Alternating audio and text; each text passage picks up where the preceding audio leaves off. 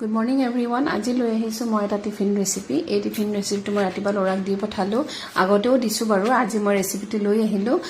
তেনে সহজ ৰেচিপিটো। যোৱাকালি ৰাতিয়ে লৰাই কৈ থৈ দিছিল আজি আমি ডোসা দিব। ঘৰত মাটিমাহৰ দালি নাছিলে, ডোসানো কেনেকৈ বনাম বুলি ভাবি পেলাই অকমান বুটৰ দালি আছিলে, বুটৰ দালিখিনি ৰাতিয়ে একাপ বুটৰ দালি আৰু আধা কাপ জহা চাউল একেলগতে তিয়াই থৈ পেলাই ৰাতিপুৱা ধুনীয়াকৈ মিহি পেষ্ট এটা বনাই ললো মিক্সিতে। বনাই লৈ অকমান 10 মিনিট মান মই ৰেষ্ট ল'ব দিছো। লোৱাৰ পাছত মই আলু এটা ভিতৰত মছলা মানে আলুৰ ষ্টাফিং এটা বনাইছো। একো মছলা ইউজ কৰা নাই তাত, অকল আলুখিনি বইল আলুখিনি ধুনীয়াকৈ সৰিয়হ ফুটাই তেলত দিলো।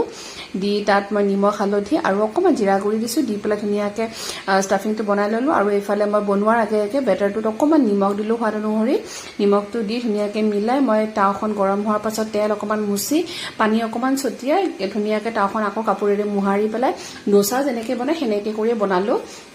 খাবলৈ খুবেই সোৱাদ হৈছিলে। গমেই নাপায় আপোনালোকে ডোসা মানে অৰিজিনেল ডোসা খাইছে নে নে মানে বুটৰ দালিৰ পৰা যে বনাই খাইছে নে গমেই নাপায়। একদম টেষ্টটো বহুতেই ধুনীয়া। আৰু আচল কথাটো হ'ল বহুত দেৰিলৈকে ছফ্ট হৈ থাকে। টিফিনত দিলে বুলি যে টাইট হৈ যাব সেইটো নহয়, টিফিনত দিলেও ধুনীয়াকৈ ছফ্ট হৈ থাকে। আৰু এনেকৈ দুভাগ কৰি মাজেৰে কাটি ল'ৰাক দিলো টিফিনত, লগতে অকমান দুটামান আঙুৰ দিলো। ল'ৰাক মই চবতে অকমান ফ্ৰুটছ দিব, প্ৰত্যেক দিনাই বেলেগ বেলেগ ফ্ৰুটছ দিব ট্ৰাই কৰো।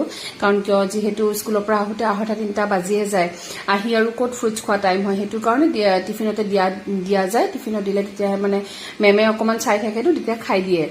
আৰু এয়া এনেকৈ কৰি আজি ৰাতিপুৱা আমাৰ ব্ৰেকফাষ্টটো এইটোৱে হ'ল। গোটেইবিলাকে আমিও এনেকৈ খালো বনাই মেলি। ময়ো গাখীৰ চাহ একাপৰ লগত ধুনীয়াকৈ খালো। আৰু ৰেচিপিটো কেনেকুৱা লাগিছে চাই ক'বলৈ নাপাহৰিব। আৰু মোৰ যদি ভিডিঅ'টো ভাল লাগিছে লাইক এটা কৰি দিব। আজিলৈ আহিছো তেতিয়াহ'লে, ধন্যবাদ।